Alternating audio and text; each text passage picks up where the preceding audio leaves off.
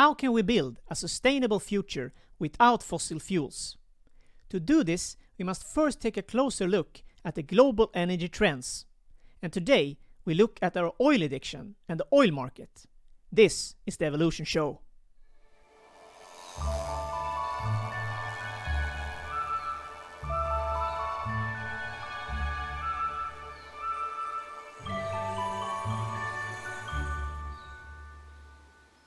Welcome to the Evolution Show. I'm your host Johan Landgren. The Evolution Show is all about connecting the dots to see the bigger picture and address some of the biggest challenges and opportunities of our time. We focus on smart energy solutions, electric transports, artificial intelligence, AI, climate, and of course, inspiration for sustainable living. In the next 4 episodes, we'll cover everything from the US Shale Boom to renewables, the Strait of Hormuz, and what it means with the rising China for the energy market. And today, we'll talk about our oil addiction and the US shale boom. While in the next episode, we'll focus more on the energy security and the Strait of Hormuz and Iran's role in an energy market. And to help me, I've invited a real energy expert, Mikael Höök. Welcome, Mikael. Thank you very much. You're head of global energy systems at Uppsala University. Yes, we have a research group within the Natural Resources and Sustainable Development Research Program at the Department of Earth Science. Yeah, and I met you, I think, was it 8 or 9 years ago? You had your disputation here in Uppsala. Yes, nine years ago in September. Yeah, and you wrote this fantastic book, which is your disputation, and it's called Coal and Oil, the Dark Monarchs of Global Energy. And I don't know if you can see this in the picture, but you're standing with your back against the picture and you're looking out I think, over some oil and coal fields. So your specialty is basically fossil fuels, researching on fossil fuels. Yes. But you're also looking at the broader picture. Yeah, so what I typically do is energy systems modeling, primarily looking at global or national energy levels.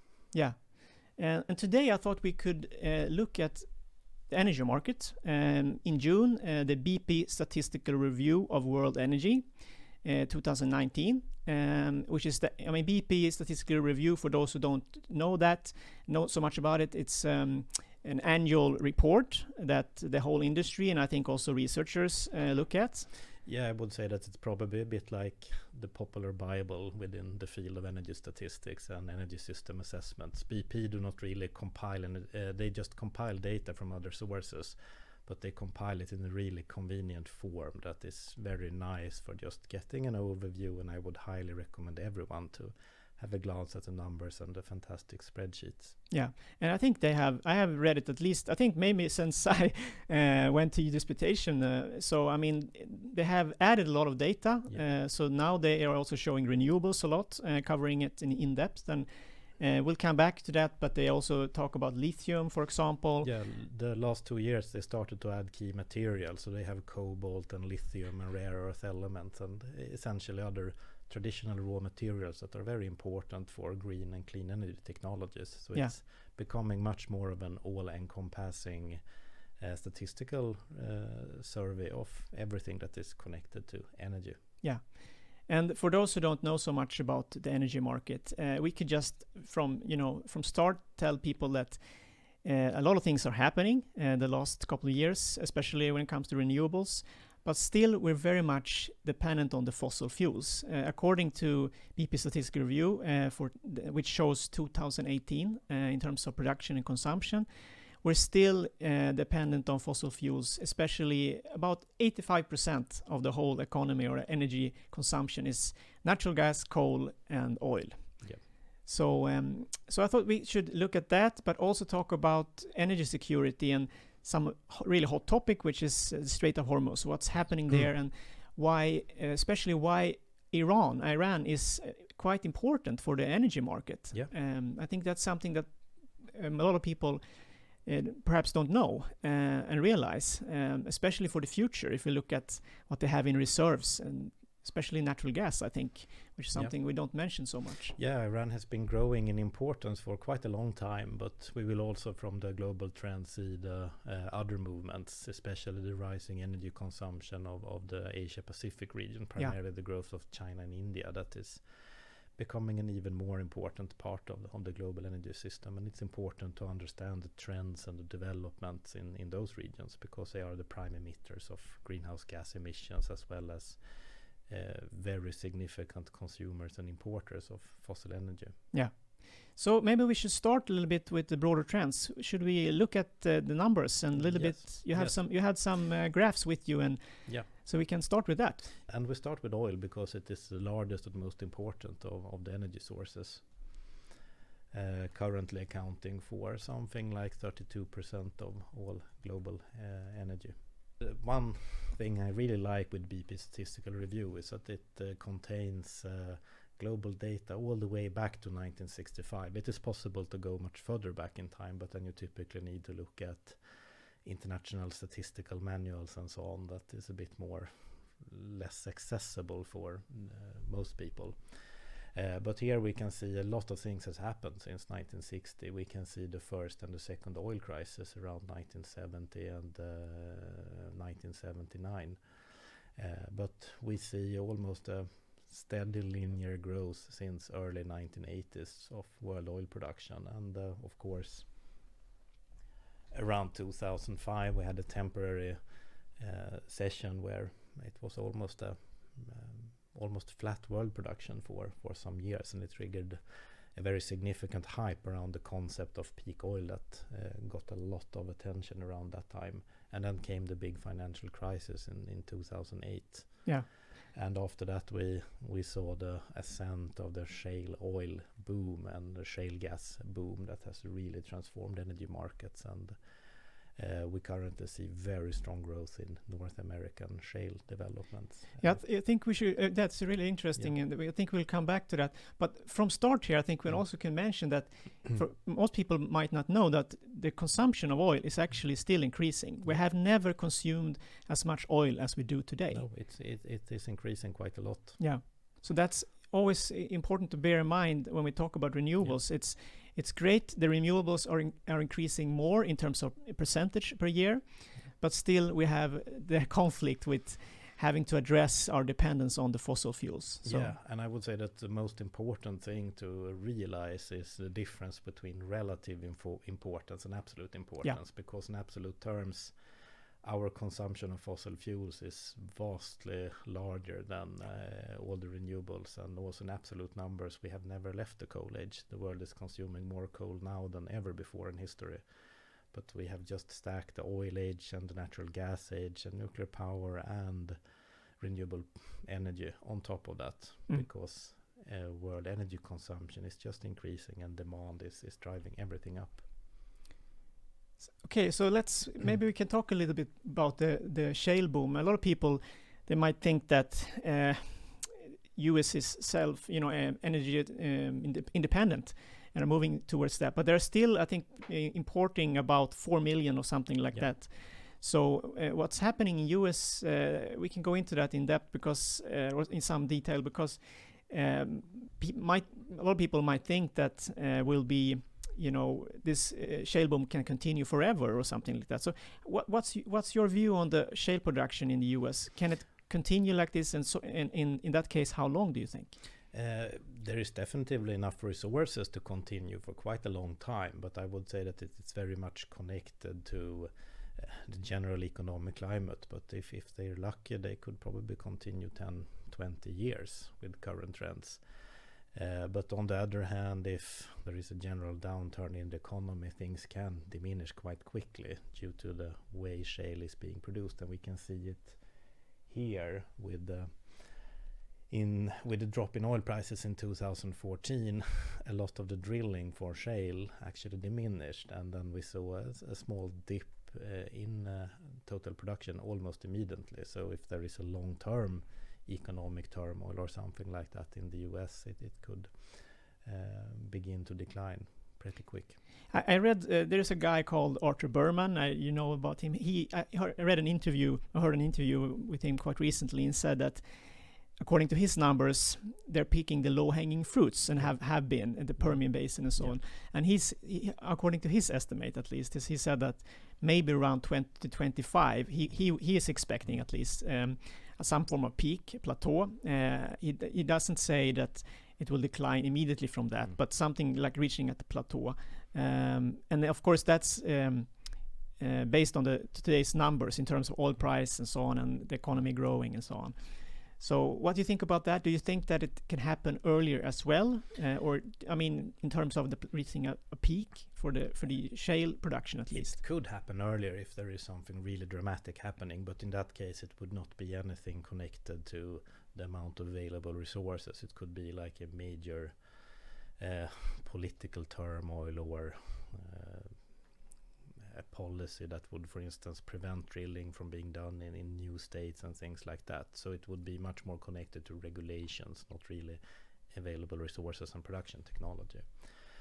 But there is also a good reason to expect shale boom to continue for quite a long time as well, because they are doing very significant technological developments. And right now we are seeing production increases that are very rapid. Last year, US increased by 16%, and that's a very significant growth of the world's largest oil producer. If they can grow with 16% in 1 year, it's the largest recorded increase of a major oil producer in history. So it's a very significant event. And part of that is also connected to the technological development of shale oil extraction. Typically they can see cost reductions of 20% per year with newer, more cheaply ways of producing it. So they are keeping a pretty close pace to the development of PV and other things in terms of technological innovation. So they are really investing heavily in shale oil, and it's turning out quite well as well. Okay, but that's, in my ears, of course, that's worrying because we want to keep as much of the fossil fuel as possible in the ground. Yeah. So that's something we really have to address. But also, there is another problem I think we have to consider is that the US Shale Boom, I mean, the export of the US shale oil is also connected to the importance of mixing different types of oils. As I understood it, lifting the export ban in the US 2014 or 15, I think it was also related to the refining capacity in the US. As it is now, there are actually no refineries in the US that can refine the shale oil. I mean, at least in terms of making it into pure like gasoline or diesel and so on. You have to mix in something else, some other kind of oils, like oils from Venezuela, heavier types of oils, or from Iran as well. So I think it's important to also mention that they're exporting more from the US because they simply can't refine it on their own market. So that's also something that, I mean, if in other refining capacities, I don't think there are, you know this better than me, of course, but as I understood it, there are no refineries that can just take in 100% shale oil. You have to mix it with other oils. So that's also something that is connected to the recent uptrend, uptick in US export of shale oil. And perhaps that's not a sustainable development in long term. If we don't have the refining capacity, we still have to have the other oils. So yeah, I would say partly agree with that picture as well. One problem with the refining capacity in the US is that it has been pretty old, and it was mostly built for heavier oils when they started to develop the sourer and heavier parts of US oil in 1970s. But they are making new investments and trying to revamp them a bit more for the lighter and sweeter type of oil that shale oil actually is. But maybe in 5-10 years a new fleet of upgraded refineries or new refineries could be on stream. We should also remember that from a political point of view, shale oil is very attractive for many decision makers in the US because it will create jobs on US soil. It will first of all create jobs for drillers and in the boom towns, but also with more refineries moving back to the US or increased refining capacity in the US. It's almost a patriotic type of energy source that will benefit the country and provide stable long-term jobs for many Americans. And this is why it is being widely embraced by many decision makers, and it is doing a very significant contribution to the US economy. Yeah. And they are very close actually to achieving the goal of being energy independent. They are consuming slightly less than $20 million barrels per day. And in a few years, it is entirely possible that shale oil will bring them to the break-even point of being completely self-sufficient. And this is something that will have a major repercussions for the world global energy markets as well, with a major importer completely disappearing. And another point I would like to raise on that topic is also that the significant growth of shale in the US, it almost led to this oil glut with we saw, for instance, West Texas intermediate prices being somewhat like $10 cheaper than the Brent prices. And lifting the export ban was also a bit connected to harmonizing energy prices as well. So US oil producers could actually export their oil and get a bit more paid than it would be on American soil. So it is that's a good point. I was part of the export. Definitely, and I would say that it's not only about harmonizing, but it's also about making it possible for them to be economic viable. There are a lot of companies that have gone bust in the US shale market. Now they are, as I mentioned, they are focusing on smaller areas, and big companies, they've become more efficient, as you said, and so on. But still, if it's a difference on $10 per barrel between the WTI and the Brent, that makes a whole lot of difference for them. Yeah. So that's a really good point to mention, I think. Yeah, the shale market is quite interesting. It is almost undergoing a trial by fire, where many different companies started to jump on this train with shale oil, and then some of them went bankrupt, and others more or less strengthened quite a lot by the very harsh competition and the bad returns. But now, when they have improved quite a lot, they are actually making quite a lot of money. Yeah. And going pretty well. We could talk, I think, a lot about the shale. There are so many protests against it outside US, but in the US, as you said, I think it's very important for them. And and I would say shale is also quite interesting for global reasons, because you have some people that are almost expecting the same kind of shale booms to occur in other countries outside the US. But this far we have seen very limited development of shales in, for instance, Poland and many other countries where test drillings has been quite unsuccessful, and there haven't really been any commercial activities starting. There are some in China, but it's still quite small level. Yeah, and I think we can just mention before we move on that part of it is, of course, you have to drill a lot of them, a lot of holes, a lot of sites, and the peak is happening of the production is happening within 2 or 3 years, and you have 70% of the production, and then it's declining. Yeah. So that's, you have to drill a lot of hole just to make up for the decline. Yeah, so it is very drilling intensive. Of course, if you have a lot of land available and you have plenty of good shales, you can produce a lot of oil, but they typically have very short lifetimes compared to conventional oil fields. Yeah. And in the US, it has also been very beneficial by the geographical aspects as well. If you look at Texas, where they have, for instance, Permian Basin and they have Eagle Ford, it's very flat, very nice country, so it's easy to move around drilling rigs. And if you compare development in that kind of area with, for instance, China, where it's a lot of hills and it's a lot harder to move around large amounts of trucks and heavy drilling equipment in the countryside, it would be much harder for them to drill a lot of holes and move around quickly. Yeah. But also there is a lot of regulations and so on that is also differing between the country. In the US, typically a landowner will own everything under his land all the way down to the center of the earth. But in many other countries, you typically have the state that is owning the natural resource. So you do not really get the same royalty incentives and things like that. So you will very easily expect much more local resistance. Yeah. And this has been quite a lot of hurdle in Poland and also in UK when they have tried to develop shale. And before, I just want to mention, I mean, because of environmental concerns, you have seen effects on both groundwater and also even in the US, in Oklahoma, they had their first registered earthquake ever recorded, and it was quite high. So it can have those effects as well. But okay, let's move on, look at some more trends. And if we look at world oil consumption, is also an interesting trend, I would say. We see the same kind of steady increase in world consumption, and now it is very close to 100 million barrels per day of annual consumption, and that is of course including all forms of oil, even bio-oils and so on, that is being mixed in. But the interesting thing here is that a couple of years ago we actually saw the non-OECD countries overtaking the OECD countries as the largest oil consumers, and this is interesting for several reasons.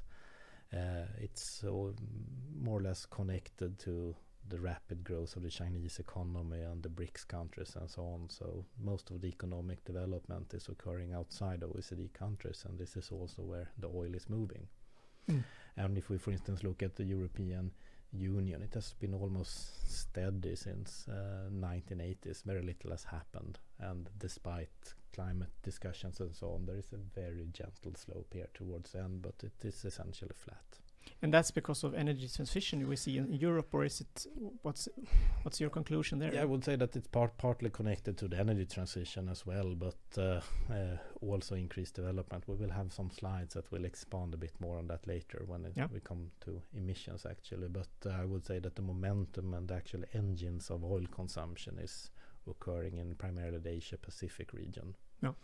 And also another thing with consumption, if we just go back, it is not really possible to extract directly from this figure, but it's also interesting to look at what kind of sectors that are consuming oil, and of course about 50% of all the oil is connected to road transportation, but some of the largest increases in oil demand actually comes from the petrochemical sector, so more and more oil is also being diverted into making plastics and petrochemical products, and that is also important to remember. So oil is not just about what kind of fuel you use for your cars. A larger and larger amount of the oil is actually being transformed into plastics, and we use more and more plastic every day. Yeah, that's a good point. That's good you mentioned. It's not just transports and so on. It's in basically everything, indirectly or directly, materials and so on.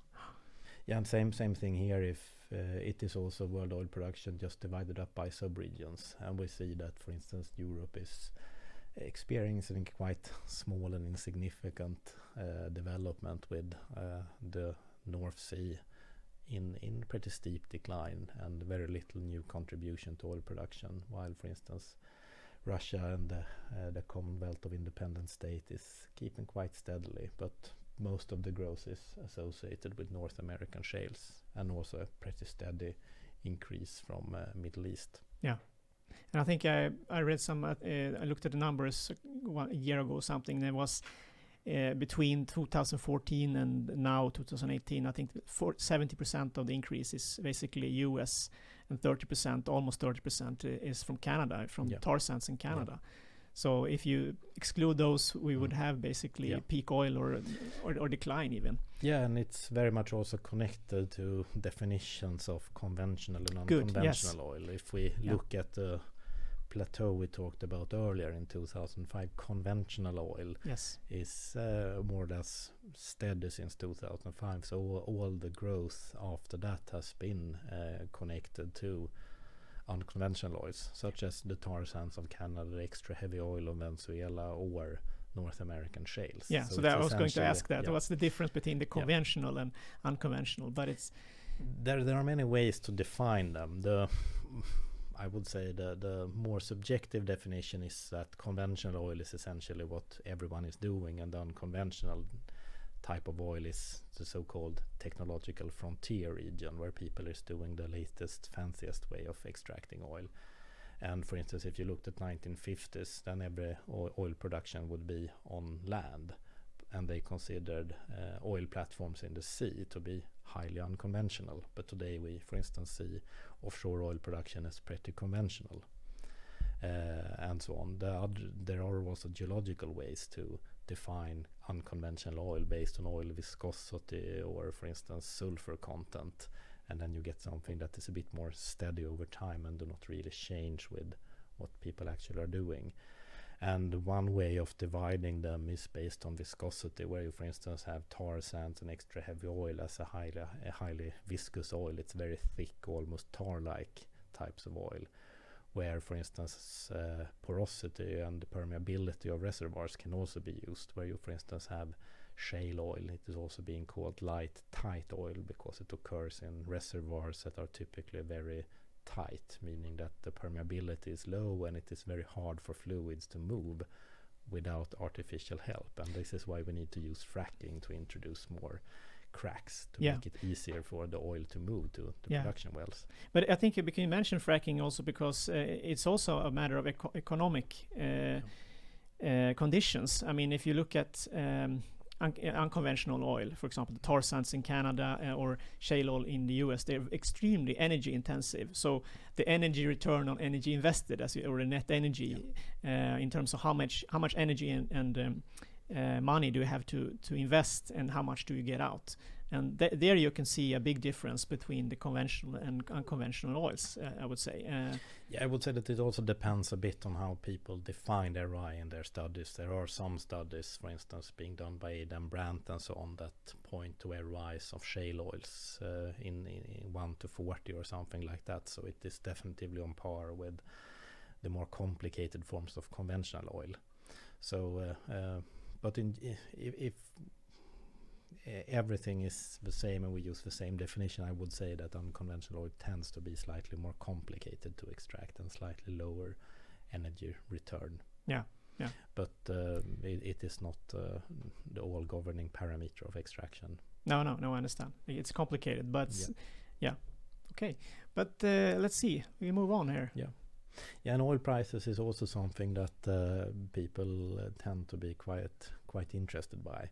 And the world has underwent several quite significant changes in oil prices. Back in 1960s, we saw those early peaks and then we see a very long time period of quite flat oil prices. And then we saw the first oil crisis and the second. But we have quite many decades now of increasing general oil price. And it will be very interesting to see what will happen with the latest now, when we have oil prices around $65 per year, if it will be higher or if increased production will actually lead to another oversupply of oil with diminishing oil prices. And it's important, I think, to mention here that around 60, the number $60 per barrel is very important for the shale production. There are fields that can go a little bit lower in terms of price, but most of them, I think they have a break even or actually make some money, some of them right now. But if it would increase, of course, there would be more companies going after the shale oil.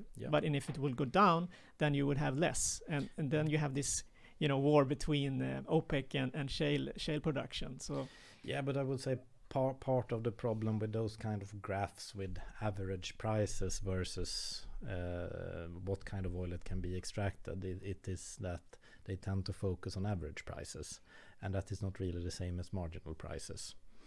And if you look at US shales, you have some companies that can probably produce shales of $40 per barrel and still make a profit. So but those are quite few, I think. But I understand what you mean. But the very rapid technological development is also bringing them down. When shale oil started to be interesting and people started to do actual analysis on them, they talked about break-even prices of $75 or $80 per barrel, and now it is down to between 50 and 60, a bit dependent on what kind of analysis has done the study. So it is definitely being pushed down quite significantly by the technological development.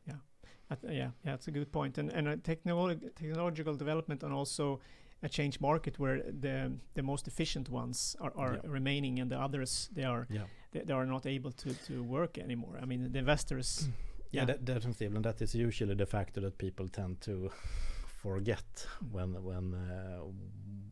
they talk too much about very pessimistic outlooks for future oil production. Back in 2005, people thought that the Arctic would be the final frontier for oil, and they talked about the break-even price of maybe $90 or $100 per barrel in order to make Arctic oil viable. But now almost no investments are being done in Arctic oil, and people are generally not very interested in Arctic oil because it makes much more sense to actually invest in shales, because the break-even price is lower and it's a lot easier to access. So Arctic is quite cold from an investment front, and if you look at investments in oil industry, something like half of them, or more than half, typically goes to North American shales, because they bring most bang for the money. Yeah. If you enjoyed this conversation, feel free to continue the conversation in the comments below. On Monday, we turn our attention to a real hot topic and talk about energy security with the Strait of Hormuz and Iran's role in the energy market. If you want to see the videos as soon as they come out, consider subscribing. As always, we appreciate your feedback. Was it good or bad? I hope to see you on Monday for the next episode.